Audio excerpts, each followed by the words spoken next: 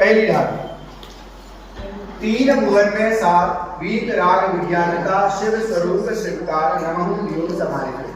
चूंकि ये 6 ढाला का मंगलाचरण है, 6 ढाला का मंगलाचरण क्यों है? क्योंकि ये तो पहली ढाल का मंगलाचरण कोई कह सकता है, बिल्कुल सही कहा, पहली ढाल का ही मंगलाचरण है। लेकिन 6 ढाला का, पूरी 6 ढाला का कैसे बन गया? ऐसे बन गया कि जब ग्रंथ शुरुआत करते हैं तो ग्रंथ की शुरुआत में ही मंगलाचरण लिखा जाता है ना? तो ग्रंथ की शुरुआत में ये ही 2 पंक्तियां लिखी हुई है, इसलिए 6 ढाला का मंगलाचरण। मंगलाचरण करने के बहुत सारे कारण हैं, कुछ कारण आपको ख्याल में है क्या? मंगलाचरण क्यों किया जाता है, क्यों जरूरी है मंगलाचरण? निर्विघ्न समाप्ति के लिए, विघ्ननाश, बहुत अच्छा। दूसरा और कोई? अपना कार्य मंगलमय शुरुआत हो, बहुत बढ़िया, ये भी सही है। और जो आपको आ रहा हो ख्याल है, जो वीतरागता का पोषण करे, वीतरागता का पोषण करे, एक ही सब बोलेंगे, इष्ट का स्मरण करने के लिए, बहुत बढ़िया, इष्ट का स्मरण करने के लिए अभी हम किसको करते हैं? मंगलाचरण करते हैं। निर्विघ्न समाप्ति हो जाए इसके लिए भी, अनिष्ट का परिहार हो जाए, जो अनिष्ट आने वाला है उसका नाश हो जाए, वो दूर हो जाए, बाधा उत्पन्न ना हो, इसलिए। शिष्टाचार का परिपालन करने के लिए भी हम मंगलाचरण करते हैं। क्यों शिष्टाचार का परिपालन क्या होता है? कि हमने ये बात अपने घर से नहीं लिखी, ये हमने पूर्वाचार्यों, हमारे तीर्थंकर परंपरा में चली हुई आई बातों से ये जो हमने सीखा है वो बात यहाँ पर हम कह रहे हैं। तो हम उन श्री गुरु परंपरा से जो चले आ रहे हैं उन सबको याद कर रहे हैं कि हे जिनेंद्र भगवान, आपसे मुझे ये बात पता चली है, तो सबसे पहले हम आपको नमस्कार कर रहे हैं। ये शिष्टाचार का परिपालन है, इसलिए भी मंगलाचरण किया जाता है। क्या है मंगलाचरण? ये विशेष मंगलाचरण है। क्यों विशेष है? पहले एक बार पढ़ लेते हैं। तीन भुवन में सार वीतराग विज्ञान का शिव स्वरूप शिवकार नमो त्रिलोक समाधि के। आदिनाथ भगवान का नाम आया कि महावीर का? किसी का भी नहीं। वीतरागता और विज्ञानता, कोई भगवान का नाम नहीं आया। जिनवाणी का नाम आया क्या? देवसासुर का नाम आया क्या? ये मंगलाचरण विशेष इसीलिए है, क्यों? क्योंकि इसमें किसी व्यक्ति विशेष को नमस्कार नहीं किया गया है। व्यक्ति विशेष की पूजा जिन गुणों के आधार से होती है उन गुणों को नमस्कार किया है। अगर मैं व्यक्ति का नाम ले लूं कि वर्धमान स्वामी को नमस्कार हो, तो बाकी के तीर्थंकर छूट सकते हैं, समझे? अगर मैं किसी आचार विशेष का नाम ले लूं तो अन्य आचार छूट सकते हैं। लेकिन यहाँ तो गुणों की बात कर रहे हैं कि ऐसे गुण जिन जिन में भी हो उन सबको मेरा नमस्कार हो। कैसे नमस्कार हो? नमो त्रियोग समाधि के। ऐसे नमस्कार नहीं, खड़े खड़े नहीं, शरीर से नहीं, मन से, वचन से और काय से नमस्कार हो। इसका मतलब क्या हुआ? हम जा रहे थे, रास्ते में मंदिर दिखा, हमने सिर झुका लिया, तो कहते भाई साहब ये सिर्फ काय से नमस्कार कहलाता है, समझ में आया ना? हम गाड़ी से जा रहे थे, मंदिर दिखा, हमें नहीं दिखा, अंदाज से समझ में आ गया ये ब्रेकर आ गया, मंदिर है, समझे? तो हमने तुरंत वहां हॉर्न बजा दिया। इसका मतलब साहब आपने अपने विकल्प को पूरा किया, वो नमस्कार की श्रेणी में नहीं है, समझ में आया ना? विकल्प पूरा हो सकता है। तो मन से, वचन से और काय से नमस्कार करना। तो कैसे कर? नमो त्रियोग समाधि के। क्यों नमस्कार करता हूं? दूसरी लाइन में पहले लिखा है शिव स्वरूप शिवकार। ये जो वीतराग विज्ञान का साहब आप बताने वाले हो, शिव स्वरूप है, कल्याण स्वरूप है, और शिवकार ये कल्याण को करने वाली है, स्वयं कल्याण स्वरूप है। और जो जो इसको नमस्कार करेगा उसका भी क्या होगा? कल्याण होगा। किसका? तो पहली लाइन में आ जाओ, अंतिम वीतराग विज्ञान का। वीतरागता और विज्ञान, विज्ञान मतलब साइंस, विज्ञान मतलब साइंस, अरे वो भी तो विशेष ज्ञान है। अच्छा रश्मियां जी, आपको पता है कि रोबोट कैसे जाता है आसमान? रोबोट कैसे जाता है? रोबोट बनाते कैसे, पता है आपको? नहीं पता। अगर पता चल जाए तो विशेष ज्ञान कहलाएगा कि नहीं कहलाएगा? अगर पता चल जाए तो विशेष ज्ञान कहलाएगा। वही तो कह रहा हूँ। तो ये जो साइंस है उसी साइंस को यह नमस्कार किया। पहले नंबर तो ये समझ लो विशेष मतलब क्या। विशेष मतलब होता है, समझ लीजिए, एक शब्द बोल रहा हूं मैं, विशेष में एक शब्द छुपा हुआ है कि ऐसी चीज जिसमें कुछ भी शेष ना हो। साइंस में नई खोज कर ली, लेकिन अभी भी खोज जारी है। लेकिन जो विशेष यहाँ पे कह रहे हैं विज्ञान वाला विशेष, उसमें कुछ भी शेष नहीं है। तीनों लोकों में जो जो हो सकता था वो सब उनके ज्ञान में झलक गया है, इसलिए वो केवल ज्ञान विशेष है। समझ में आया? इसलिए साइंस को हम विशेष नहीं कह सकते, है ना। वीतराग विज्ञानता वो कैसा है? कैसा है वो वीतराग विज्ञानता? अब शुरुआत में आप 3 भुवन में सार, इस 3 लोक में सारभूत तो क्या है? वीतराग विज्ञानता सबसे सारभूत है। तो हमें नीचे भगवान के दर्शन करने जाना है। क्यों? क्योंकि वीतराग विज्ञानता विशेष है और भगवान के दर्शन करना कोई सारभूत तो रहा नहीं, तो जाएंगे नहीं जाए? एक अपेक्षा से जाना चाहिए, क्योंकि वो रखी है मूर्तियां, तो उनका क्या होगा? अच्छा, उनको देख करके अपने सुन के खाली। मुझे 6 डाला से उत्तर चाहिए। बहुत बढ़िया। उत्तर क्या है कि साहब हम इसलिए नमस्कार करें आपको, उत्तर भी सही गलत नहीं है। क्या कहा कि हम इसलिए जा रहे हैं साहब, वो वीतराग विज्ञानता तो उनके पास है ना, तो उनके पास है तो क्या बांटेंगे? नहीं बांटेंगे, बताएंगे। तो नीचे चले बताएंगे, बता दिया उनने तो। नहीं तो फिर वो थोड़ी बोले पत्थर की मूर्ति का क्या मतलब? संदेश दे रही व्हाट्सएप पे की, व्हाट्सएप पे संदेश है। सीधी भाषा में कहूँ, नहीं आपके सबके उत्तर सही, मैं तो सिर्फ आपके मुंह से निकलवाना चाह रहा हूँ कि आप क्या सोचते हैं। क्यों? क्योंकि वीतराग विज्ञानता उन्होंने प्राप्त कर लिया है, और जिन्होंने प्राप्त की वो तो सिद्धालय में विराजित है। तो मूर्ति का क्या मतलब? अरे मूर्ति नहीं है, वो मिरर है, आईना है, वो आईना दर्पण है। समझ में आया? उस दर्पण में वीतराग विज्ञानता झलक रही है और हमें दिखाई दे रही है। समझ में आया ना? जैसे चेहरा दिखता है ना दर्पण में, ऐसे ही जिनेन्द्र मूर्ति में हमें वो वीतराग विज्ञानता दिखती है। कैसे दिखती है? तो भजन याद कर लेना इसमें, निर्को अंग अंग जिनवर के, जिनसे झलके शाम। अब वो एक एक अंग के हिसाब से आप लगाना, तो आपको पता चलेगा कैसे वीतराग विज्ञानता चलती है। हाथ पे हाथ रखते हैं तो ऐसा लगता है कि मानो करने के लिए कुछ उनके पास बचा ना हो। पैर पे पैर रख के बैठे, इसका मतलब घूमने के लिए कुछ बचा ना हो। आंखें नासाग्र है, इसका मतलब देखने को कुछ बचा ना हो। तो बचा नहीं है तो देख क्या रहे? वीतराग का विज्ञान। ये ख्याल में आई बात? तो वीतराग विज्ञानता को यह नमस्कार किया गया, इसलिए ये मंगलाचरण विशेष है, सामान्य मंगलाचरण नहीं है। आगे पहली ढाल चौपाई छंद है। एक एक शब्द इसलिए पढ़ता जा रहा हूं कि आपके दिमाग में छंद भी बैठे। हमने पढ़ा चौपाई, तो आपके दिमाग में बैठ जाएगा। पहली ढाल चौपाई में लिखी है, समझे?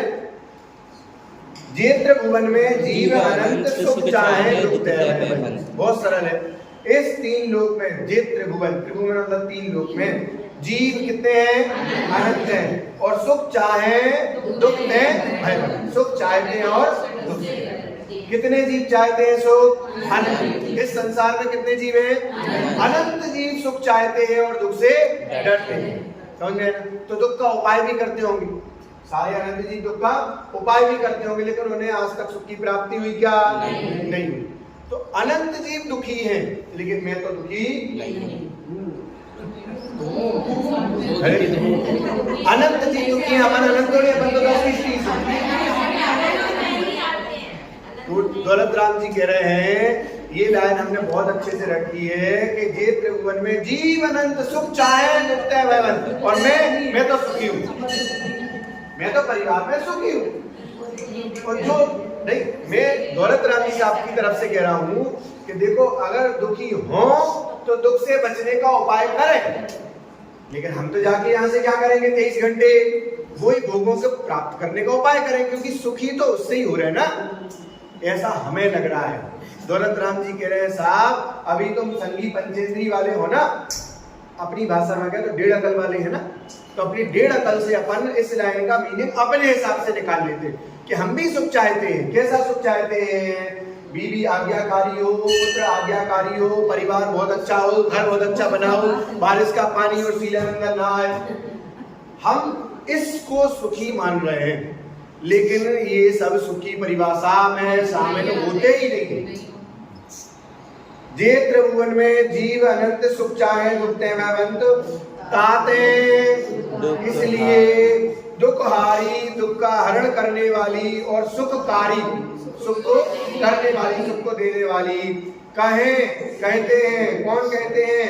गुरु कहते हैं। क्या कहते हैं? सीख कहते हैं।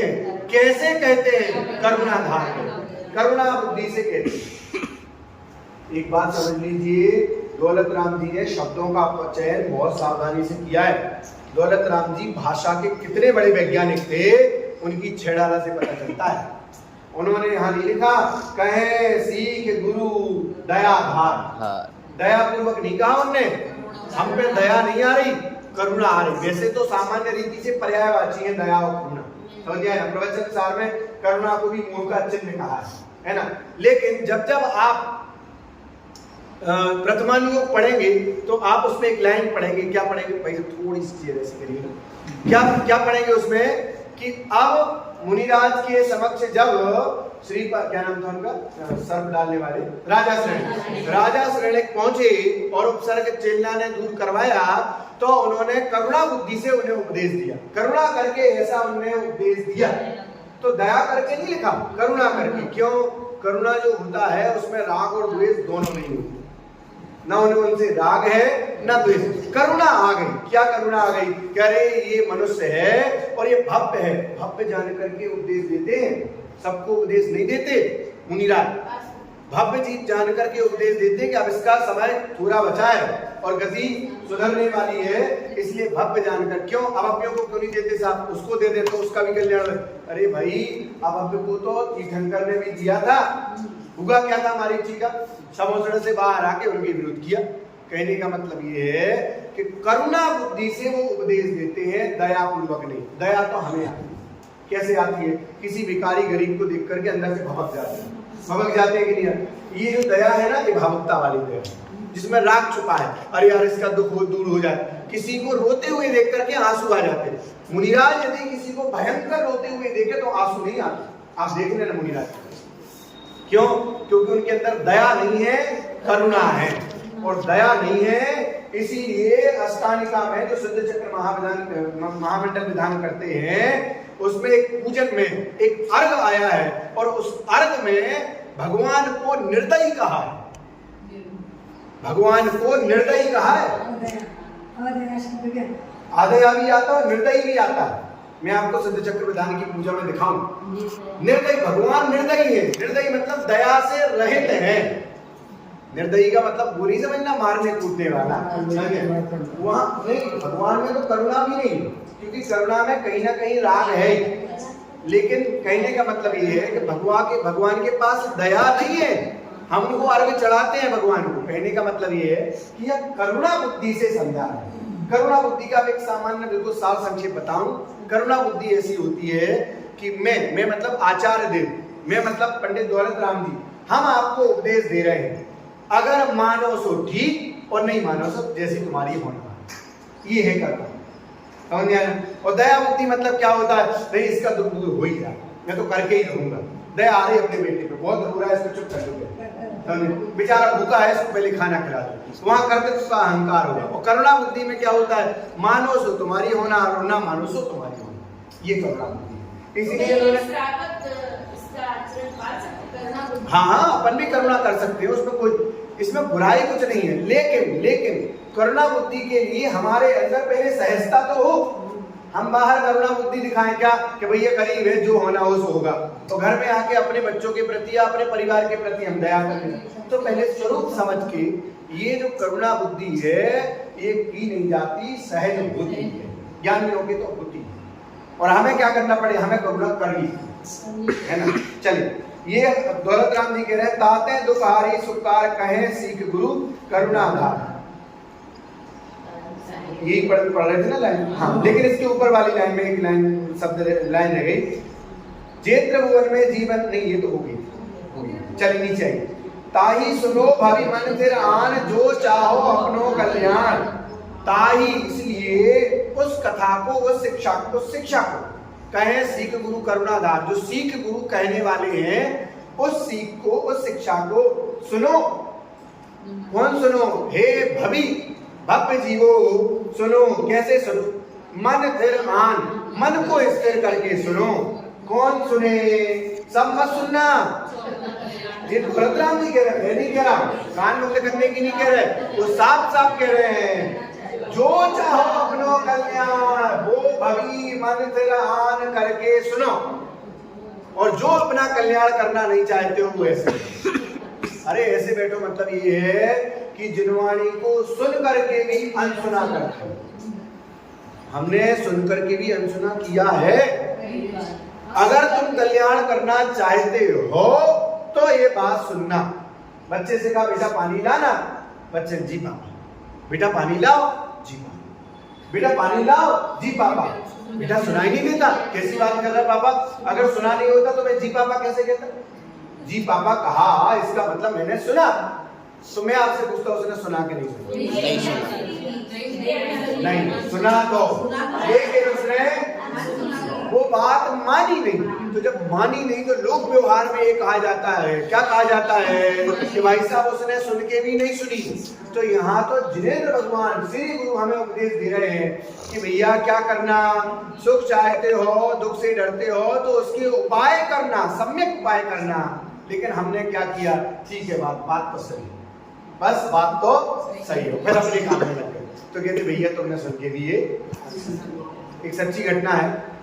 पाठशाला पढ़ा रहा था बड़े शहर में, तो हुआ ये कि वहाँ पाठशाला में ये सिखाया बेटा रात्रि भोजन नहीं करना चाहिए, आलू प्याज जमीकर नहीं खाना चाहिए। तो 2-3 दिन सिखाया, तो चौथे दिन उनके पेरेंट्स आए और बोले भैया बच्चों को ये सब बातें नहीं कराया। सुनाया था कि मैंने आपको? नहीं सुनाया। क्यों नहीं पढ़ाया करो? क्योंकि बच्चे को समझते नहीं। ये बात आप हमें पढ़ाओ, हम बच्चों को सिखाएंगे। क्यों दिक्कत क्या है? दिक्कत ये है कि आपने बच्चों को सिखा दिया रात्रि भोजन नहीं करना चाहिए। अब हम पार्टियों में जाते हैं, अब वहाँ खाना है तो बच्चा सुनता नहीं। जब ये गंद हफ्ते में 1 दिन बनाया तो बच्चा सुनता नहीं, अड़ता है, नहीं मैं आलू नहीं खाऊंगा, मुझे लौकी बना, मैं खीरा खाऊंगा। तो अड़ता है, वो समझता तो कुछ है नहीं। इसलिए आप ये बातें मुझे बता दिया। अब आपको बताएंगे भैया तो क्या फर्क क्या पड़ जाएगा? तो उनका सीधा बहुत अच्छा उत्तर दिया उन्होंने, देखो हमें आप पढ़ाओगे तो हम बच्चों को ये बातें पढ़ाएंगे, हम भी पढ़ाएंगे और हम अच्छे से पढ़ाएंगे। कैसे पढ़ाएंगे? बेटा रात्रि भोजन नहीं करना चाहिए, पार्टी में छोड़कर, पार्टी में छोड़ करके रात्रि भोजन नहीं करना चाहिए। जब ही गंद खाना चाहिए, नहीं खाना चाहिए, लेकिन कब? हफ्ते में 1 आध दिन छोड़कर। हम बच्चों को अपने हिसाब से पढ़ाएंगे।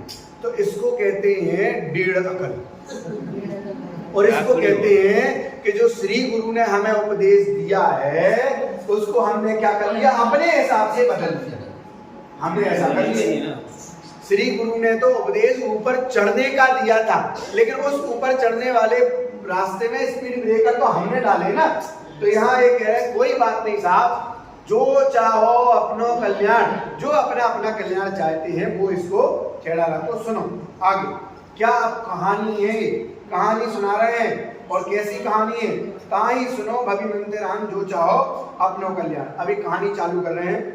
मोह महामद पियो अनादि भूल आपको भरम। इस जीव ने अनादि काल से मोह रूपी महामद मदिरा क्या कर रखी? और अपने आप को भूल करके ये संसार में परिभ्रमण कर रहा है। तास भ्रमण की है बहु कथा। तास मतलब उस संसार में परिभ्रमण की बहुत बड़ी कथा है। पे कछु कहूं, पे मतलब पर मैं कुछ कहता हूं। क्या कह रहे हैं दौलत राम जी? सुनना, आगे नहीं बढ़ना। अभी क्या कह रहे हैं? पे कछु कहूं, मैं कुछ कहता हूं। कैसी कह रहा हूं? कही मुनि यथा। ये बात पूरी छेड़ाला में सबसे महत्वपूर्ण है। क्या है महत्वपूर्ण?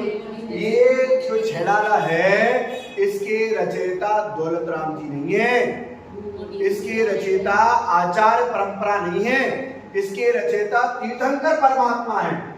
जो तीर्थंकर परमात्मा ने बात कही है वो मुनिराजों ने सुनी है, और जो परंपरा से चली आ रही है वही बात मैं यहाँ पर कह रहा हूँ। इसलिए छेड़ाला विशेष है। ये छेड़ाला किसी गृहस्थ विद्वान के द्वारा लिखी नहीं है। इसीलिए तो कहा जाता है कि गद्दी पर जो बैठे और जिनवाणी जो पढ़े वो गढ़धर। समझ में आना? जो एक भी अक्षर जिनवाणी का पढ़ता है वो गणधर जैसा काम करता है। छोटा बालक यदि दादी को तत्वार सूत्र पढ़ के सुना रहा है तो गणधर है, क्योंकि जिनेंद्र भगवान की बात है, तो दौलत राम जी की बात नहीं है। इस बात से इन सारी बातों को बल मिलता है कि जिनेंद्र भगवान की बातें हैं, मुनिराजों की बातें। कहीं मुनि यथा, यथा मतलब जैसी मुनिराजों ने कही है वैसी बात मैं यहाँ पर कह रहा हूं। अब सुनिए, काल अनंत निगोद मझार, हमने अनंत काल को निगोद में बिता दिया। बीत्यो एक इंद्रिय तंधार, और वहां पर निगोद में जो शरीर होता है, जो इंद्रिय मिलती है वो एक इंद्रिय मिलती है, स्पर्शन। तो एक इंद्रिय शरीर को धारण करके मैंने अनंत काल कहाँ बिता दिया? निगोद। एक निगोद के दो क्या है? एक श्वास में जिनेंद्र चंद्र आंटी एक में देखिए क्या कह रहे हैं? एक बोल, एक श्वास में 8-10 बार जन्मियो मरियो। मैं वहां पर एक श्वास में 18 बार जन्मा और 18 बार मरा। मरियो भरियो दुख बार, भरियो मतलब सहन किया, दुख बार बहुत भारी भयंकर मैंने वहां पर दुख सहन किया। इसीलिए देखो ये लाइन हमें एक सीख देती है कि हमने तो निगोद में अनंत दुख प्राप्त किए, पेज नंबर 261 है। हमने वहां पर निगोद में अनंत दुख प्राप्त किए, है ना? क्यों? एक श्वास में 18 बार जन्म और 18 बार मरण होता है। तो इसलिए एक सीख तो हम निगोद से लेकर के आए कि जो निगोदिया जीव हैं हमारे कारण से वो 18 बार जन्मे और मरे। तो क्या करना चाहिए? हमें अपनी श्वास को आराम से लेना और छोड़ना, थोड़ी रुक के छोड़ो। क्यों? वो निगोदिया को मरने में टाइम मिलना चाहिए। नहीं आई बात समझ? वहां पर निगोद के जीव एक श्वास में 18 बार जन्मते हैं और मरते हैं। तो बेचारे जो जीव हैं वो जीव थोड़ा जल्दी ना मरे, उनको टाइम मिल जाए। तो हमें अपनी श्वास को आराम से लेना चाहिए। ये दौलत राम जी नहीं कह रहे, घबराना नहीं, है ना? ये मैं आपसे पूछ रहा हूँ। हम निगोद से एक चीज सीख के आए थे कि बेटा तो नहीं भाई, मेरा तो जो होगा सो होगा, लेकिन तुम्हारा दुख मैं देख रहा हूँ, मैं ऐसा नहीं होने दूंगा, मैं सांस आराम से लूंगा। और ये मैसेज 10 लोगों को फॉरवर्ड करें, कौन से भी कहें 10 लोगों को फॉरवर्ड करें। पूरा संसार एक साथ श्वास लेगा तो निगोदिया जीव आराम से मरेगा। क्या ऐसा कर सकते हैं? अरे ईद के दिन नमोकार तो पढ़ते ही ना, उन बकरों के लिए जो बेचारे कट गए हैं, मर गए, आत्मा में शांति मिली। तो ऐसे ही जो निगोद में जीव उनकी आत्मा को शांति के लिए अपन धीरे धीरे श्वास ले सकते। अरे मैं तो आपकी बात कह रहा हूँ ना, क्योंकि हम ईद पे कर लेते हैं तो जनरली ऐसा कर सकते हैं क्या? क्यों देख रहे तो वो अपनी मौत मर रहे हैं। तो आलू में जो जीव है वो भी तो अपनी, अरे आपने नहीं कहा, आलू में भी जीव अपने आप से जन्म ले रहे हैं, मर रहे हैं, तो वो मर ही रहे हैं, तो भगा दो जल्दी से। वो तो मर ही रहे ना अपने आप। अच्छा वो अपने, तो श्वास से भी तो अपने द्वारा जल्दी कर रहे हैं, प्राणायाम जल्दी करते हैं तो उसमें भी दिक्कत है। मतलब श्वास मतलब क्या? इसका समय घड़ी निश्चित, टाइमिंग, ये टाइमिंग। अच्छा टाइम, एक बार सांस लेते और छोड़ते हैं उतने समय बहुत बढ़िया, इन्होंने बिल्कुल गलत कहा। वैसे तो सही है, किताब ही सही है। चलिए हाँ, बहुत बड़ी। उस दिन की क्लास में बच्चों की क्लास चलती थी, छेड़ा लगी, बच्चों को बताया था, देखो ये हमारी श्वास से फर्क नहीं पड़ता। ये श्वासोच्छ्वास की बात नहीं कर रहे हैं, जिस श्वासोच्छ्वास को हम लेते और छोड़ते हैं, समझे ना? और ये श्वासोच्छ्वास कहलाती भी नहीं, ये तो वायु है। रामदेव बाबा के मुंह से कर सुन लेना, वायु को लो, वायु को छोड़ो, सांस लो, सांस को छोड़ो नहीं कहते को, नहीं तो कोई ले सांस और छोड़े ही ना तो चला जाए। तो वायु लो, वायु छोड़ो, वो ये कहते हैं, है ना? तो ये श्वासोच्छ्वास क्या है? 10 प्राणों में भी आता ना, 5 इंद्रिय तीन वाला आयु और श्वासोच्छ्वास, है ना? तो श्वासोच्छ्वास मतलब होता है नाड़ी की फड़कन। आप जब बीमार होते हो तो हाथ पकड़ता है डॉक्टर साहब, बच्चा देखता है तो घर आके बच्चा भी हाथ पकड़ता है, डॉक्टर साहब ये पकड़ते तो बच्चा ये पकड़ता है, लेकिन जगह सही पकड़ता है। क्यों? क्योंकि उसने देख लिया डॉक्टर साहब ने यहाँ पकड़ा था, डॉक्टर साहब नाड़ी की फड़कन देखते हैं। बच्चा ने कभी कोई ऐसा काम कर दिया हो जिससे वो डर गया हो और रो रो के सो जाए, तो आप उसके सीने पे हाथ रखना, पीठ पे हाथ रखना, तो देखना आज बच्चा जल्दी सांसें ले रहा है, उसका धड़कन बहुत तेज है, ये नाड़ी है, नाड़ी की फड़कन है। और ये नाड़ी की धड़कन अपने हिसाब से सबकी चलती है। आप इसे अगर रोक लोगे ना तो कल छड़ा लगी क्लास में हमने, क्योंकि भाई मर ही जाएंगे अगर रोक लेंगे तो, और रुकती नहीं, समझे। तो नाड़ी की जो धड़कन है वो है श्वास। अब अगर महसूस हो सके तो कर लो, अपने हाथ पे रख के देख लो, नाड़ी की धड़कन हो रही है, और अगर डॉक्टर को पता है कि आराम से हो रही मतलब ये स्वस्थ है, अगर ऊपर नीचे हो रही इसका मतलब ये अस्वस्थ है, समझे। तो ये जो नाड़ी की धड़कन है ये है वो एक श्वास। तो एक श्वास में 18 बार वो जन्म लेता है और मर जाता है, समझे ना। और कोई व्यक्ति की धड़कन चल रही है और वो व्यक्ति मर गया तो अब उसके निमित्त से जो निगोदिया जी जन्म ले रहे थे, मर रहे थे, उनका क्या? अरे भाई उसके निमित्त से नहीं मर रहे थे, वो तो एक समय है जो अंकन लेना, टाइम की गणना है। इस गणना के दरमियान एक श्वास में जन्मता और मरता है, एक श्वास में 18 बार जन्मता है, मरता है, लेकिन वहां से निकलकर निकसी भूमि जल पावक भयो पवन प्रत्येक वनस्पति भयो। वहां से निकलकर, कहां से? निगोद से निकल करके कभी भूमि यानी पृथ्वी का एक, जल का एक, पावक यानी अग्नि का एक, भयो मतलब हुआ, और क्या हुआ? पवन यानी हवा का एक, वायु का एक हुआ, और प्रत्येक वनस्पति भयो, वनस्पति का एक भी हुआ तो प्रत्येक वनस्पति का एक।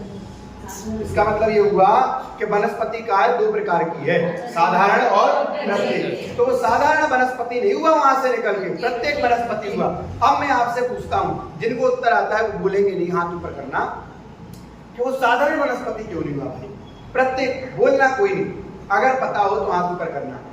तो दौलत राम जी साहब सीधा लिख देते ना कि वहां से निकल करके पृथ्वी जल अग्नि कायक वायु कायक वनस्पति कायक हुआ, वो सीधा लिख देते। ये क्या लिखने की जरूरत थी कि वहां से निकल के निगोद से निकल के प्रत्येक वनस्पति हुआ। एक और कोई 2 3 4 पूछूंगा मैं, हाथ ऊपर नहीं करते ये तो दिखाने की हो जाए। 4 लोगों को पता है तो 4 लोगों को छोड़ करके बाकी बोलो। क्या बोलना है कि प्रत्येक वनस्पति काय क्यों हुआ? आंटी हाथ ऊपर कर। अच्छा ठीक है, अभी तो मुंह पोछना भी होता है। हाँ जी, प्रत्येक वनस्पति हुआ, सीधी लिख देते ना कि वहां से निकलकर निगोद से, निगोद से निकला, निगोदिया तो पृथ्वी जल अग्नि कायक वायु कायक वनस्पति कायक हुआ। प्रत्येक वनस्पति कायक क्यों हुआ? सीधा उत्तर है जो 4 लोग सोच रहे हैं, वो सही सोच रहे हैं।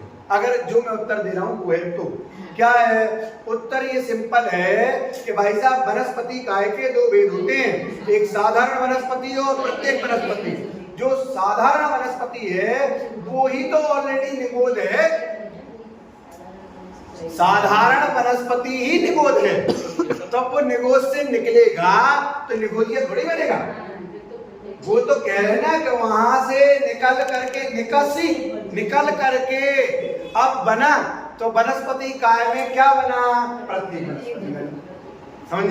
कहने का मतलब ये है कि वनस्पति 2 प्रकार की, प्रत्येक वनस्पति और साधारण। अब प्रत्येक वनस्पति वो है जो हमें सब दिखाई देती है, जिसको हम खाते पीते भी हैं, ऐसी वनस्पति प्रत्येक वनस्पति में आती है। इस प्रकार से काल अनंत निगोद में बीत गया नहीं, यहाँ पर बोल एक श्वास में 18 बार जन्म मरण करता है, इस प्रकार का दुख वहां पर बहन करता है, और वहां से निकल के पृथ्वी जल अग्नि वायु का प्रत्येक और प्रत्येक वनस्पति का शरीर धारण करता है। इस प्रकार 4 छंदों को अपन ने यहाँ पर पूरा किया है। चलिए 5वां छंद। दुर्लभ लही ज्यों चिंतामणि, त्यों पर्याय लही त्रस्तणि, लट पिपील अल आदि शरीर, धर धर मरियो सही बहु। क्या कहा? दुर्लभ लही ज्यों चिंतामणि, जिस प्रकार, लही मतलब होता है प्राप्त करना, जिस प्रकार, ज्यों मतलब जिस प्रकार, जिस प्रकार चिंतामणि रत्न प्राप्त करना कठिन है, दुर्लभ है, त्यों पर्याय लही त्रस्तणि, उस प्रकार त्रस पर्याय प्राप्त करना भी उतना ही दुर्लभ है। चिंतामणि रत्न जानते भाई साहब? चिंतामणि रत्न देखने में नहीं मिलता, लेकिन ऐसा रत्न होता है कि जिसके पास होता है ना, जो भी उसके मन में चिंता है, सोच जो उसकी चलती है, जो वो चाहता है वो उसकी इच्छा पूरी होती है। ऐसा चिंतामणि रत्न है ना, तो जिसके पास हो वो ये सोचो अब उसको चाहिए क्या? वो दुकान पे जाएगा क्या? ऑफिस जाएगा क्या? अरे कहाँ जाएगा? कहीं नहीं जाएगा, खाना नहीं मांगेगा। चिंतामणि रत्न ऐसा विशेष है तो चिंतामणि रत्न जितना दुर्लभ प्राप्त करना है ना, उतने ही दुर्लभ प्राप्त करना ये त्रस पर्याय है। ये चिंतामणि रत्न की महिमा नहीं गाई हमने त्रस पर्याय की महिमा गाई कि त्रस पर्याय प्राप्त करना कितना कठिन है। दुनिया में लगभग 7-8 अरब लोग होंगे, है ना। 7-8 अरब लोगों में से किसके पास चिंतामणि रत्न? मुझे नहीं लगता किसी के पास हो। अगर होता तो अभी तक लाइट में आ जाता। किसी के पास नहीं है। इतने सारे लोगों में चिंतामणि रत्न किसी के पास नहीं है, तो मतलब किसी को प्राप्त करना हो, चाहिए हो, तो कितना कठिन है प्राप्त करना। तो ये सोचो, हमें ये तरस पर्याय जो सहजता से मिल गई है और सरलता से हमारा जीवन प्रवाह चल रहा है, वो वास्तव में कितना कठिन होगा प्राप्त करना। ये कैसे पता चलेगा? ऊपर से कि अनंत काल निगोद में बीत गया, उसके बाद हमारा अनंत काल पृथ्वी कायक, जल कायक, वायु कायक, वनस्पति कायक, इन सब में बीत गया। अनंत काल बीत गया, तब हमने कोई वहां पर पुण्य किया होगा, तब जाकर के हमें त्रस पर्याय मिली। त्रस पर्याय मतलब होता है 2 इंद्री से लेकर के 5 इंद्री। 2 इंद्री प्राप्त करना भी दुर्लभ है। यहाँ ये आगे कह रहे हैं, लट, पिपील, अली आदि शरीर। लट मतलब होता है इली, ये 2 इंद्री होती है। अली सॉरी पिपील मतलब चींटी, ये 3 इंद्री होती है। अली मतलब भंवरा, ये 4 इंद्री होता है।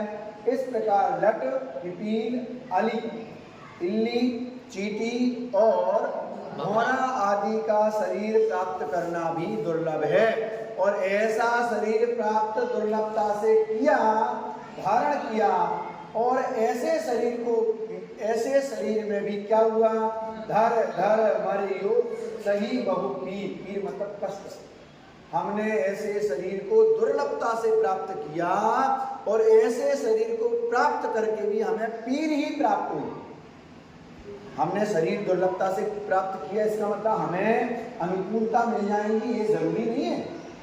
ये तो ये कह रहे हैं 2 इंद्री, 3 इंद्री, 4 इंद्री है दुर्लभ पर्याय, लेकिन वहां पर भी जीव कष्ट ही पाता है, और हमने ऐसे अनंत बार कष्ट पाए। फिर क्या हुआ? आगे बढ़े। कबहू पंचेंद्रिय पशु भयो, मन बिन निपट अज्ञानी भयो। हमने दुर्लभता से पंचेंद्रिय पर्याय प्राप्त कर ली, पंचेंद्रिय पर्याय प्राप्त कर ली, 5 इंद्रिय वाला जीव बन गया, लेकिन वहां पर भी मन के बिना निपट अज्ञानी, निपट मतलब घोर, अत्यंत निपट अज्ञानी थयो, वहां पर घोर अज्ञानी ही रहा। समझ में आया? वैसे थोड़ी सी चर्चा कर लूँ, मैं ये बात निकली है तो, वैसे नहीं तो समय ज़्यादा हो जाएगा, मैं ये बात आई इसलिए कह रहा हूँ। अच्छा, आपने ये देखा है कि जो संगी जीव होते हैं, संगी जीवों के पास मन होता है, तो मन होने के कारण से उनमें विशेष क्या होता है? सोचने समझने की शक्ति। मतलब आग है तो आग को टच करना कि नहीं करना भाभी, ये हमें संगी पंचेंद्रिय पर्याय में पता चलता है वास्तव, है ना। आग को, आग है तो हमें उसमें हाथ डालना कि नहीं डालना, हम संगी हैं इसलिए हमें पता चल रहा है। आंटी पक्का ना ये बात? अच्छा, एक चीज सुनिए, अब 1 सेकंड इसमें एक चीज ऐड करता हूं मैं। अगर आग जल रही है और चींटी आग के पास जाती है तो वो लौटेगी कि नहीं लौटेगी? क्या बात कर रहे हो, संगी थोड़ी है। अच्छा, ज्ञान, ठीक है। पेड़ में भी ज्ञान है, पेड़ के पास आग जाएगी तो पेड़ कितनी दूर भागेगा? अब आप पर्याय पे आ गए, अभी ज्ञान की बात कह रहे थे।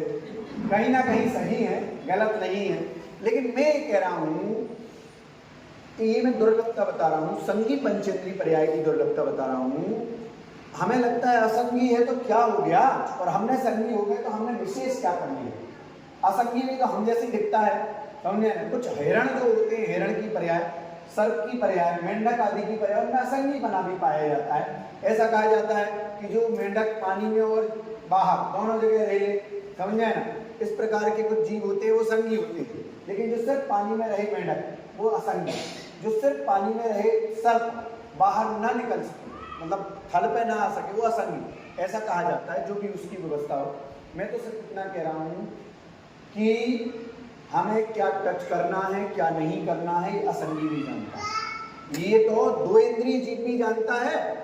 इल्ली को अगर गर्म टच हो जाए ना तो वो आगे नहीं बढ़ती है, छुएगी नहीं उसको, समझ में?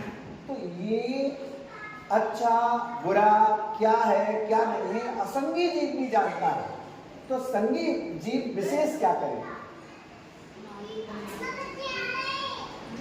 मतलब ये है, कई बार ऐसा कहते हैं कि भैया विवेक लगाने का काम संगी जीव कर सकता है, लेकिन ये बात सही नहीं है। विवेक लगाने का काम असंगी भी कर सकता है। विवेक मतलब क्या कि क्या छूना क्या नहीं छूना, कहाँ चलना कहाँ, अगर पानी डला हो ना और गीला हो तो चीटी उस पर चढ़ती नहीं है, वो लौट आती है, भले उसमें बहने की शंका ना हो। ये इतना विवेक तो चीटी को होता है। संगी पर्याय की दुर्लभता क्या है? संगी पर्याय की दुर्लभता ये है कि अपना आत्म कल्याण करना, ये संगी पर्याय की दुर्लभता है। अगर संगी पर्याय हमें मिली है और आत्म कल्याण ना कर पाए तो संगी और असंगी दोनों में कोई फर्क नहीं है। आशीष भैया के साथ चले जाओ, चले जाओ, सिद्धम आप भी चले जाओ, आशीष भैया के साथ। समझ में आया? ख्याल में आएगा? संगी पर्याय की विशेषता ये है कि वो स्व और पर का विवेक लगा सकते, ये असंगी नहीं कर सकता। स्व और पर का भेद विज्ञान ये संगी कर सकते, ये असंगी पर्याय में नहीं होता है। अब समझना, अगर हम स्व पर के भेद विज्ञान की तरफ नहीं बढ़ रहे हैं तो हम अभी असंगी हैं। घबराना नहीं, आप सोचोगे हम असंगी कब जब बनेंगे तब देखेंगे, नहीं, असंगी वक्त हैं, असंगी के जैसे हैं, समझे? इसलिए कह रहे हैं कि अगर ये पंचेंद्रीय पर्याय में भी गया तो मन के बिना असंगी रहा और वहां कष्ट पाए। सिंहादिक पशु बना, सिंहादिक सैनी है क्रूर, अगर संगी पर्याय मिली तो सिंहादिक की पर्याय मिल गई, अत्यंत क्रूर, इससे ज्यादा और कोई क्रूर पर्याय नहीं सिंहादिक की पर्याय से ज्यादा। तो कब हम सिंहादिक सैनी है क्रूर तो क्या करता है? निबल पशु हति खाए, अपने से निबल यानी शक्तिहीन पशुओं को उसने खाया है और कुछ विशेष काम उसने नहीं किया। फिर देखते हैं, छेदन भेदन भूख प्यास भार वहन हिम आतप्यास। छेदन मतलब छेदा गया, भेदन मतलब भेदा गया, भूख के, प्यास के, भार वहन के, हिम के और आतप के यानी ठंडी के और गर्मी के, त्रास मतलब इसने कष्ट सहन किए। निकाली जाती, समझे? छेदे जाते हैं, भेदे जाते हैं, हाथियों पे अंकुश मारा जाता है, नुकीला अंकुश उसके यहाँ पर प्रहार किया जाता है, छेदा गया, भेदा गया। हमने गर्मी सर्दी के तो ये कष्ट सहन किए ही हैं। अगर मान लो हम जानवर बंधे हैं और कहीं आग लग जाए तो व्यक्ति वो गांठ खोलने नहीं दौड़ता, वो अपनी जान बचाता है। हम बंधे बंधे वहां पर मर गए। ये छेदाला की जो किताबें हैं इसमें तो बहुत सुंदर सुंदर चित्र बने हैं। सुंदर इसलिए कह रहा हूँ कि उन चित्रों को देख करके हमें सब ख्याल में आता है कि कैसे कैसे हमने कष्ट वहां पर भोगे हैं। इस प्रकार के सारे इसमें चित्र बहुत सुंदर तरीके से हमने बनाए हैं। आगे फिर क्या होता है? ऐसे कष्ट तो सहन किए, कष्ट सहन करने के बाद में आगे बद बंधन आदिक दुख घने कोटि जीवते जात न बने। हमने बद बंधन के, बद मतलब मारे जाने वाले, बंधन मतलब बांधे जाने वाले, ऐसे आदि अनेक प्रकार के घने मतलब अनेक प्रकार के हमने दुख सहन किए, इतने दुख सहन किए, इतने दुख सहन किए, कोटि जीवते जात न बने। अगर इन दुखों का वर्णन करोड़ों जिह्वाओं द्वारा भी किया जाए, अनेक लोग भी करें तो भी उसका वर्णन नहीं कर सकते। आगे त्रियंच गति के दुख यहाँ पूरे हुए, उसके बाद चालू होते हैं नरक गति। त्रियंच गति में इतने हमने दुख पाए जिस कारण से इस जीव के मरण समय भी संकलेश परिणाम हुए। तो क्या लिखा है? अति संकलेश भावते मरियो घोर सभ्य सागर में प्रयोग। इस प्रकार अति संकलेश भाव, देखो संकलेश भाव और अति संकलेश भाव में बहुत अंतर है। संकलेश भाव तो ये है कि हमारे जो, वैसे तो बहुत अंतर नहीं है लेकिन मैं इस बहुत अंतर इसलिए कह रहा हूँ कि संकलेश भाव यदि हमारे हो जाए तो मंदिर आकर के वो भाव सुधर जाते हैं।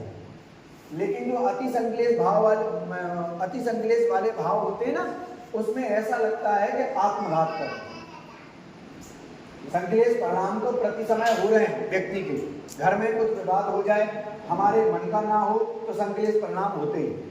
लेकिन अति संक्लेश भाव ये कि भाई साहब वो अपने आप को खत्म कर ले, दूसरे को मारने को तैयार हो जाए और मार ना पाए तो ऐसे भाव करे कि मेरे में जब भी ताकत आएगी मैं इससे बदला जरूर लूंगा। इसका नाम है अति संक्लेश भाव। और ऐसे भावों से मर करके कहाँ चला गया? घोर सब्र सागर में पड़ी। वो अनंत काल के लिए, अनंत काल इसलिए कह रहे हैं, वो सागरों पर्यंत जो काल है ना, वो सागरों पर्यंत का काल भी अनंत काल जैसे ही है। अब इसकी चर्चा आगे आएगी तो मैं करूंगा। सब्र सागर में प्रयोग, सब्र सागर में मतलब वो कहाँ चला गया? संसार रूपी समुद्र में चला गया, नरक रूपी समुद्र में वो चला गया। आगे तहां नरक गति में, तहां भूमि पर सत, वहां की भूमि का परसत मतलब होता है स्पर्श, वहां की भूमि को स्पर्श करते ही दुख इसो, इतना दुख हुआ, कितना? बिच्छू सहस डसे नहीं तिसो, जितना 1000 बिच्छुओं के डसने से दर्द नहीं होता, कष्ट नहीं होता, इतना दुख नरक की भूमि को स्पर्श करते ही हो जाता है। तहां यानी नरक गति में राध शोणित वाहिनी, राध मतलब होता है खून, शोणित मतलब होता है पीप, समझ में है ना, मवाद। वहां पर खून और पीप की वाहिनी नदियां बहती हैं। और वो नदियां कैसी हैं? क्रमी कुल कलित देह दाहिनी, क्रमियों से युक्त हैं। क्रमी कुल कलित, क्रमी कुल कलित मतलब है ऐसे ऐसे क्षुद्र जीवों से भरी पड़ी हैं कि अगर उन नदियों में उतर जाएं तो उनके काटने से हमें बहुत कष्ट होता है। ऐसी क्रमियों मतलब कीड़ों सहित। और देह दाहिनी, दाहिनी मतलब कष्ट, जलाने वाली, शरीर को जलाने वाली, कष्ट देने वाली ऐसी वो नदियां हैं। कैसा है नरक का दुख? सेमर तरु दल जुत असी पत्र, असी ज्यों देह विदारे तत्र। वहां पर एक वृक्ष होता है जिसका नाम है सेमर का वृक्ष। वहां पर एक नदी होती है जो अपन ने पढ़ी, उसका नाम है वैतरणी नदी। कौन सी नदी? वैतरणी। ये प्रश्न भी पूछा जाता है, नरक में बहने वाली नदी का नाम क्या है? वैतरणी। अच्छा, इसमें पुस्तिका में आया है। तो सेमर नाम का वृक्ष होता है और नदी क्या बताई? वैतरणी। एक चीज ध्यान रखने वाली है कि वहां पर जो सेमर नाम का वृक्ष है वो कोई वनस्पति का नहीं है, समझ में आया? ये जो नदी बह रही है ये जल का एक नदी। ये सब जो देव है ना, असुर जाति के देव, वहां पर ऐसा रूप बनाते हैं, समझ में आया ना, कि वो कभी नदी बन जाते हैं, कभी वो पेड़ बन जाते हैं। तो इतने नुकीले पत्तों वाले पेड़ बनते हैं कि अगर हमारे शरीर पर गिर जाए तो हमारे शरीर के अंग भंग हो जाएं, कट जाएं। ये कह रहे हैं सेमर तरु, सेमर नाम का जो वृक्ष है उसके दल जुत 80 पत्र, 80 पत्र, 80 मतलब होता है तलवार, तलवार की धार के समान पत्ते वाले सेमर के वहां पर वृक्ष होते हैं। 80 ज्यों देह विदारे तत्र, तलवार के समान वो हमारे शरीर को काटते हैं। गर्मी ठंडी कैसी है? मेरु समान लोह गल जाए, ऐसी शीत और ऐसी ही उष्णता था। वो मैंने ऐसी शब्द जोड़ा, ऐसी ही शीत और ऐसी ही उष्णता कि वहां पर 1000 योजन का सुमेरु पर्वत बराबर लोहे का गोला ऊपर से फेंका जाए, जमीन को स्पर्श करे उसके पहले पिघल जाए, इतनी गर्मी। और जमीन को स्पर्श करे उसके पहले वो टुकड़े टुकड़े होकर बिखर जाए, इतनी भयंकर वहां पर सर्दी है, इतनी सर्दी और गर्मी वहां पर पड़ती है। और कितने कष्ट होते हैं? तिल तिल करे देह के खंड, असुर भिड़ावे दुष्ट प्रचंड। वहां पर असुर जाति के देव होते हैं, 4 निकाय के देव कहे हैं, वैमानिक, भवनवासी, व्यंतर और ज्योतिषी। जो वैमानिक होते हैं वो 16 स्वर्गों में रहते हैं। जो भवनवासी, व्यंतर और ज्योतिषी हैं इनको भवनत्रिक बोलते हैं। क्या बोलते हैं? भवनत्रिक। समझ में आया? तो जो भवनत्रिक में भवनवासी होते हैं, भवनवासी देवों में एक भेद होता है असुर जाति। किसका होता है? असुर जाति का। तो जो असुर जाति के देव होते हैं वो असुर जाति के देव नरक में जाकर के नारकी जीवों को आपस में भिड़ाते हैं, अकेले भिड़ाते नहीं हैं। वो असुर जाति के देव उनको मारते काटते भी। अब आप कहोगे कि उनको फिर पाप लगता होगा कि नहीं लगता होगा? लगता है कि नहीं लगता भाभी? लगता है। अरे भाई उनका तो काम है ना मारने का, उन्हें पाप क्यों लगेगा? उनका तो काम है, उनको काम सौंपा गया। अरे उनका काम है कि नहीं? हम तो बचपन से जलाना पड़ते आ रहा है कि असुर जाति के थे वहां पर मारते काटते हैं, तो उनका तो काम है, वो अपना काम कर रहे हैं ना, तो उनको पाप लगेगा कि नहीं लगेगा? उनको पाप लगेगा। अगर ऐसा छोड़ा जाए पाप के पाप नहीं लगे तो भाई साहब फिर तो कसाई को भी नहीं लगना चाहिए कि भाई कसाई का तो काम है मारने काटने का। तो ये तो उसके परिणामों पर छोड़ दो कि उसका क्या होगा। भले ही उसके हाथ से कसाई का उदय है, मनोरंजन करने का मन है, तो नरक में जाकर के मनोरंजन कर रहा है अपना, समझ में आया? लेकिन उसको भी पाप का बराबर बंद हो रहा है, समझ में आया? ये नहीं है इसका मतलब कि असुर जाति के देव तो जाते ही उनका काम है। अरे भाई सारे असुर जाति के देव नहीं जाते, सारे असुर नहीं जाते, समझ में आया? जिनको ऐसी उदय हो कसाय का वो जाकर के लड़ाते मारते पीटते हैं।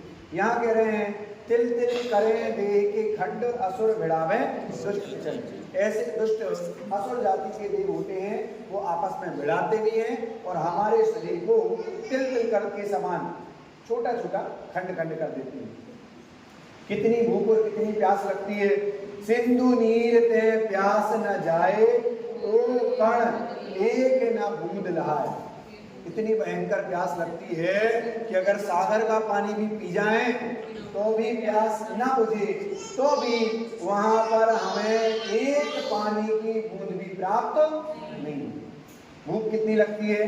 तीन लोग को नाज झुकाए मिटे न भूख कड़ा न लहाए। अगर तीनों लोगों का अनाज खा लिया जाए, ये पंक्ति यहां तक पढ़ना है, तीन लोग को नाज झुकाए मिटे न भूख, बस हम यदि तीनों लोगों का अनाज खा लें तो भी वहां पर भूख नहीं मिटती, और इतनी भूख लगने पर भी कणा न लहाए, एक कण भी हमें प्राप्त नहीं होता। ये दुख बहु सागर लो सही करम जोगिते नरगति लही। देखो यहाँ ये कह रहे हैं कि ये दुख बहुत सागर पर्यंत यह जीव भोगता है, और किसी कर्म के उदय के कारण से, पुण्य के उदय के कारण से मनुष्य गति को प्राप्त करता है। अच्छा भाई साहब, सागर जानते? सागर जानते? मध्य प्रदेश का एक जिला है। सागर मतलब समुद्र, बिल्कुल। एक सागर वो भी होता है, और एक सागर जो यहाँ कह रहे हैं वो तीसरा सागर समझ। एक समय का माप है। समय का माप कैसा है? मनुष्य क्या नाम है, नरक गति और देव गति में कम से कम आयु होती है 10,000 वर्ष, और अधिक से अधिक आयु होती है 33 सागर, 33 सागर। अब सागर क्या होता है वो समझना, बहुत सारे लोगों को ख्याल में नहीं है, समझना। सागर क्या होता है? 2000 कोस लंबा गड्ढा और गहरा, मतलब गहरा और चौड़ा गड्ढा खोद दो। 2000 कोस कहा, 2 कोस नहीं कहा, 2000 कोस। एक कोस जानते कितना लंबा चौड़ा होता है? एक कोस, एक कोस में कितने मील होते हैं? 2 मील। एक मील समथिंग 1.25 किलोमीटर का, 1.5 किलोमीटर का ऐसा होता है, समझ आया क्या? हाँ ऐसे कुछ होता है, 1 मील। तो लगभग ये समझ लो कि एक जो क्या कोस है उसमें 2 मील हो गए, तो लगभग कितना हो गया? 2.5 किलोमीटर एक कोस में। तो ये समझो कि 2000 कोस चौड़ा और 2000 कोस गहरा गड्ढा खोदो, और उसमें बाल भरना है किसके? उत्तम भोग भूमि में 7 दिन के जन्मे मेढ़े के।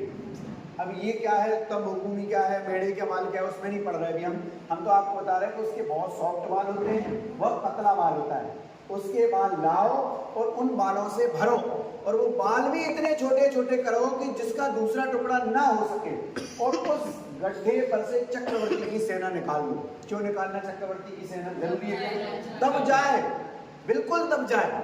फिर क्या करना, फिर जब ये सब हो जाए तो 100 साल में एक बाल निकालना, समझ आए ना।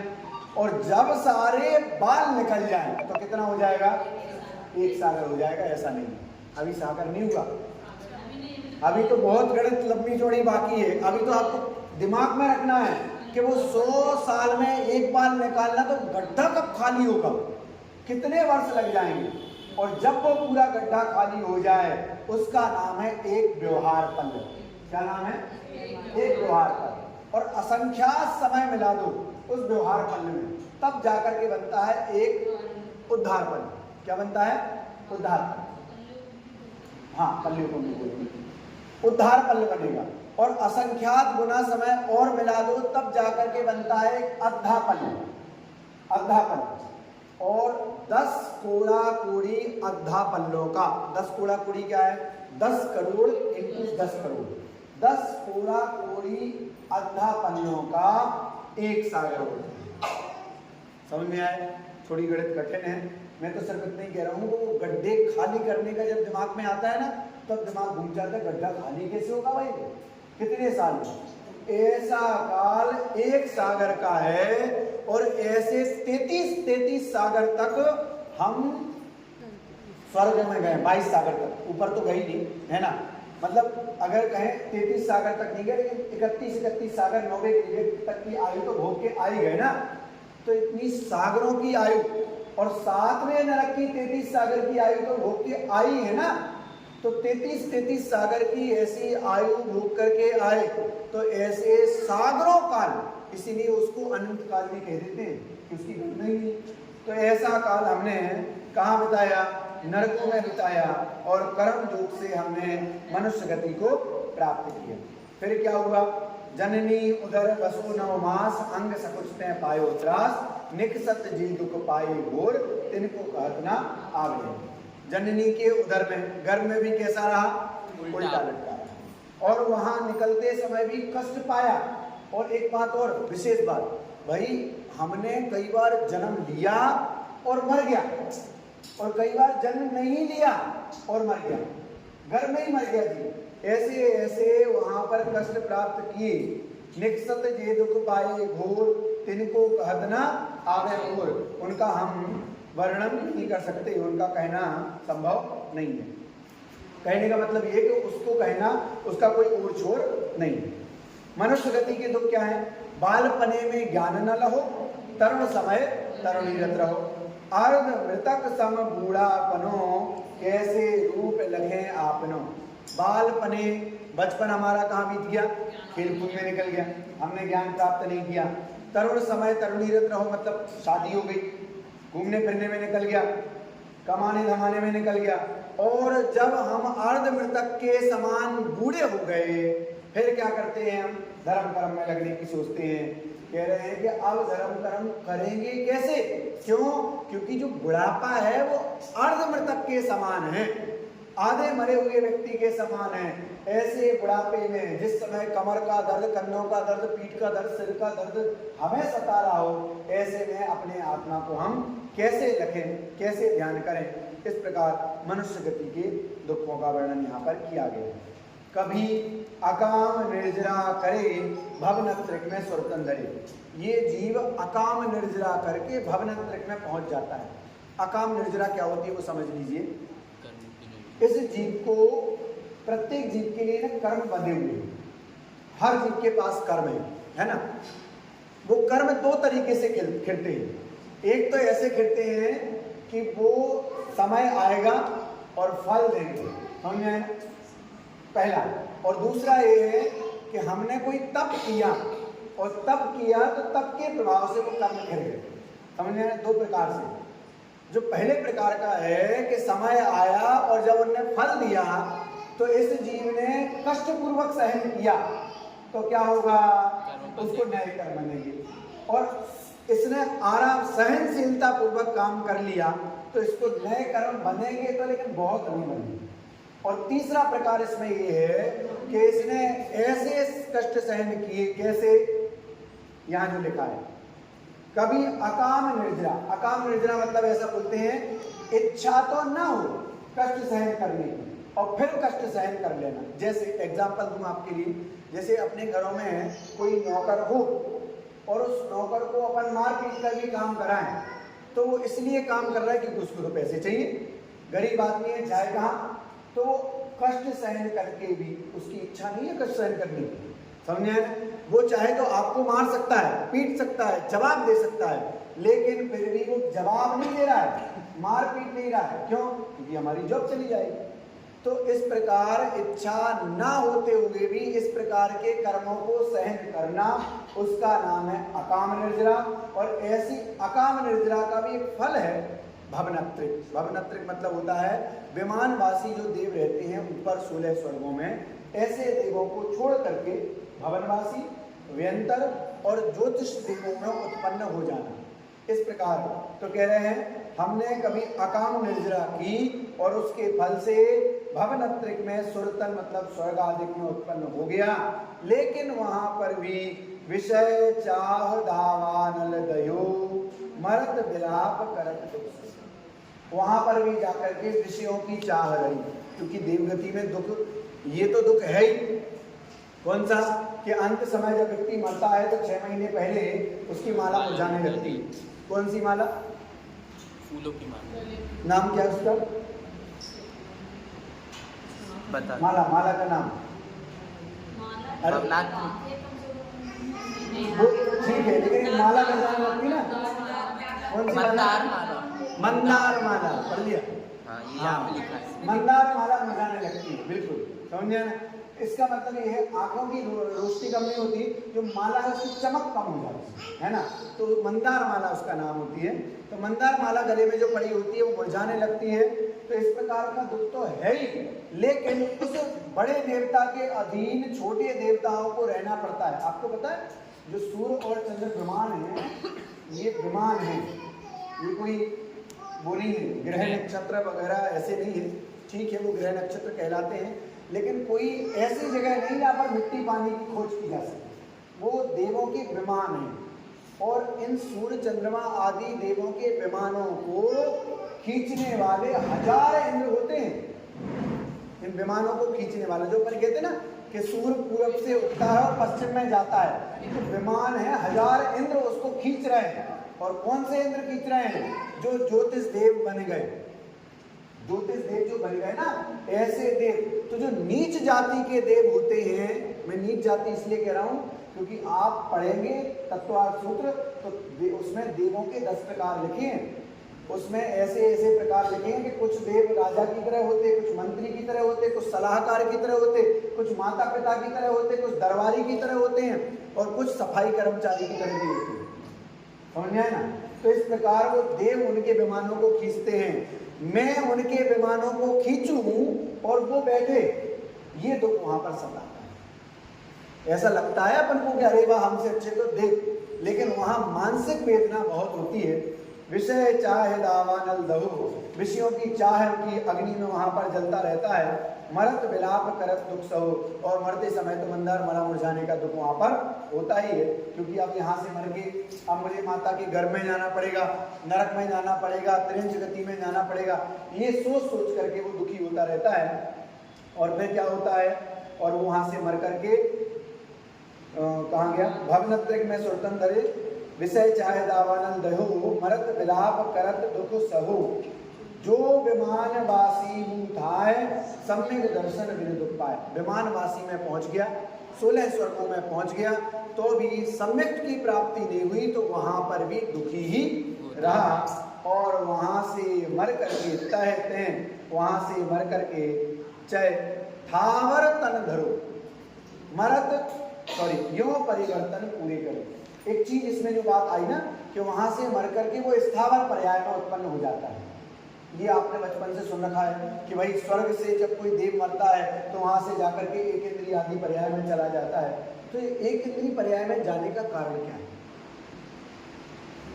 आपसे पूछूं, कोई देव, ये लिखा है ना कि कहते हैं चाहे थावर्तन धरे यो परिवर्तन पूरे करे, वहां से मर करके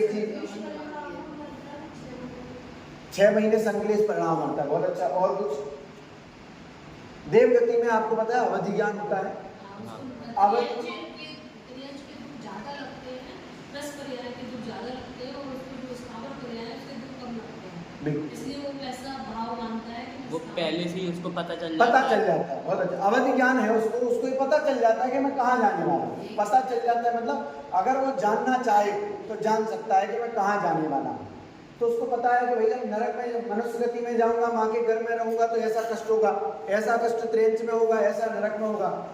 उस जो आंटी ने कही ना बात, वही बात है कि उसको मनुष्य गति में ज्यादा कष्ट दिखाई देते हैं और ऐसा लगता है कि अरे वाह, पेड़ बन गए खड़े ही तो है, पहाड़ बन गए खड़े ही तो है, नदी बन गए बहनी तो है।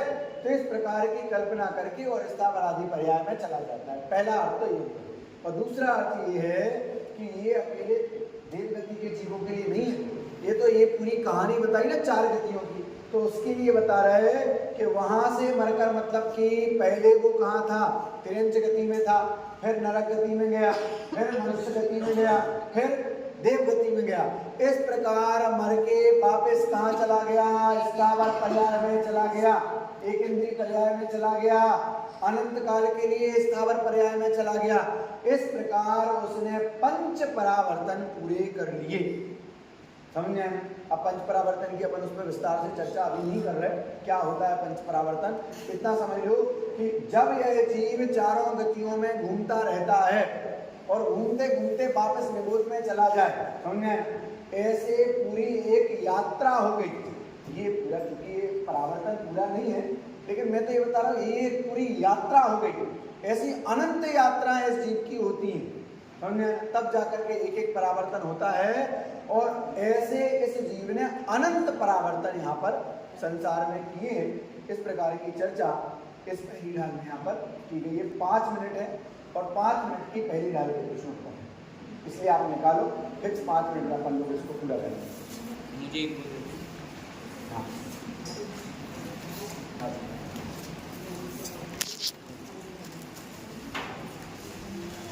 आप जिनेंद्र जी ना खोल के रख सकते हैं पेज नंबर 1। और किसी को चाहिए कि प्रश्नोत्तर? हाँ, कोई बात नहीं, बैठ जाइए, इधर बैठा लो। पहला प्रश्न, 6 माह पूर्व मणियों की कांति कम होने से मरण के विलाप संबंधी दुख किस गति में होती है? अच्छा, पेन नहीं होगी, कोई बात नहीं, देव गति। वासु वहाँ रखे, 5-7 पेन रखे हैं मेरा। अच्छा, चलिए नेक्स्ट।